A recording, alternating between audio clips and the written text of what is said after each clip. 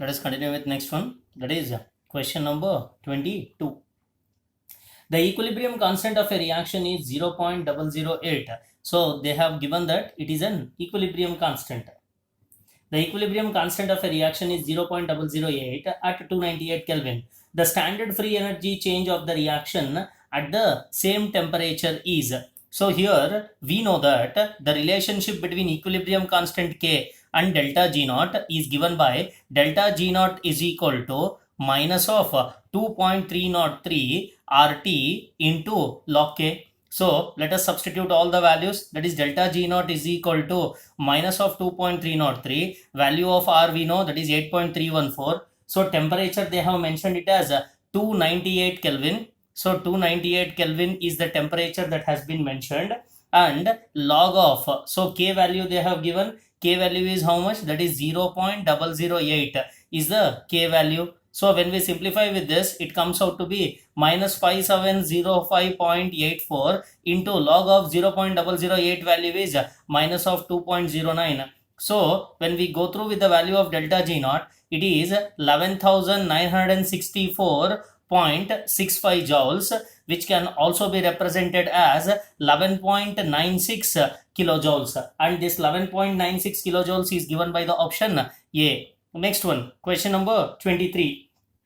Which of the following statement is true? The total enthalpy of the universe remains constant? No, it is false. The total entropy of the universe is continuously decreasing? No, it is always increasing. That is also false. The total energy of the universe is continuously decreasing? No, it is increasing. That is also false. So the total energy of the universe remains constant. So here they are telling that the total energy of the universe remains constant. Yes, the energy of the universe always remains constant, which is given by the option D. But in the third case, it has been given that the total energy of the universe is continuously decreasing. No, it is constant.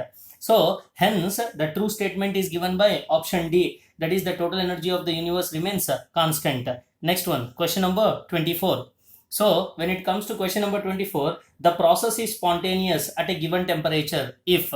So to understand this, let us consider the Gibbs equation, which is given by delta G is equal to delta H minus of T into delta S. So when delta H is negative, so in this case, when I take delta H as a negative value, but T into delta S is said to be positive. When I take delta H as negative, T into delta S as this total T into delta S as positive, at this case delta G becomes what? Negative, because this T into delta S is positive, plus into minus is minus, this delta H is again minus, so total value of delta G will be negative. Hence the option should be delta H is negative and delta S is positive. Hence the correct option is given by B. Next one, question number 25. The value of entropy of solar system is increasing, decreasing, constant, zero. So we know that entropy means it is randomness. Always the entropy goes on, increases. By this one should know that all naturally occurring processes. So because here when it comes to solar system, it is a naturally occurring process. All naturally occurring processes are spontaneous and are accompanied.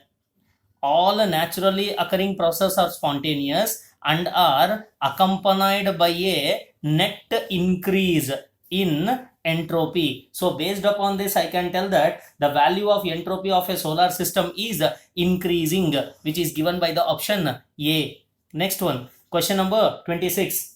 For the thermochemical equation, so they have given a thermochemical equation, that is 2 times of H2 plus of O2 gives rise to 2 times of H2O. Delta H is minus 51.6 kilojoules. Heat of decomposition of water is. So let us write the heat of decomposition of water equation. So when I write the decomposition of water equation, I can write it as H2O gives rise to H2 plus of half of O2. So both are existing in gaseous phase. So here the equation is what? For 2 moles of, for the formation of 2 moles of water, it is 571.6 kilojoules. This is for the formation of water. Now this is for the dissociation of water. Hence, the value of delta H will become what? Positive. That is 571.6 divided by 2. Here it comes out to be 200 and the value comes out to be 285.8 kilojoules. So since forward reaction, so you should know the reason. Since forward reaction is exothermic, since forward reaction is exothermic, the backward, since the forward reaction is exothermic, the backward reaction has to be endothermic in its nature. So by this we can clearly analyze that the correct answer for the given question is 285.8 kilojoules, which is given by the option D. Now next, let us continue with next question, that is question number 27.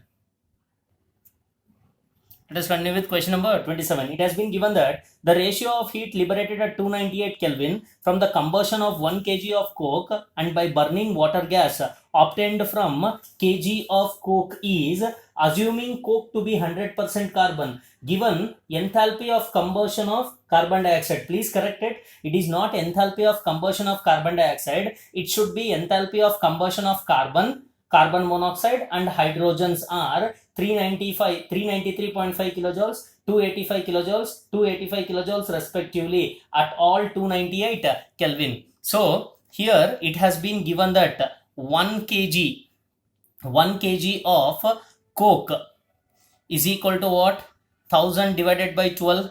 That is nothing but number of moles I am calculating, given mass by molecular mass. That is 83.33 moles of what? It is 83.33 moles of coke. Let us write a chemical equation for this. That is coke upon reaction with oxygen gives rise to carbon monoxide. Number of moles of coke is how much? That is 83.33 into. So here it has been given that the enthalpy of combustion of carbon or coke is how much? 393.5 kilojoules. So multiply it with its energy, that is 393.5 kilojoules. So next what they have given? Water gas, that is CO plus H2, which is called as water gas. This water gas upon reaction with oxygen again gives rise to what? Carbon dioxide and water. Here coke is there, that is 83.33 moles of coke into water 2 times. Its energy is 285 plus 285, which has been given. Now let us take the ratio. Now the ratio of coke towards water gas can be calculated as, so when it comes to coke, it is how much? 83.33 into 393.5. So this is with reference to coke equation. Next, with reference to water gas, what I can write? 83.33 into 285 plus 285 is how much? It is 570. So when I simplify this, this will be 393.5. This is 393.5 because 83.33 get cancelled. 393.5 is to how much? This is 570. So when I simplify it, it comes out to be 0.69 is to 1. So this 0.69 is to 1 is given by what? Option B. Next one, question number 28.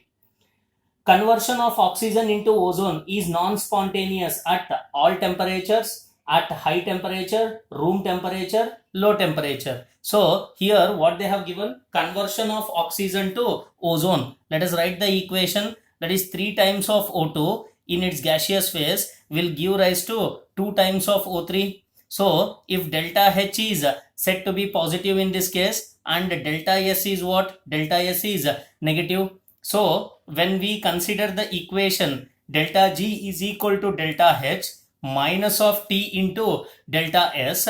So here delta H is what? Positive, minus of delta S is what? It is negative. Hence the value of delta G comes out to be what? Positive. So value of delta G comes out to be positive means it is non-spontaneous at all temperatures.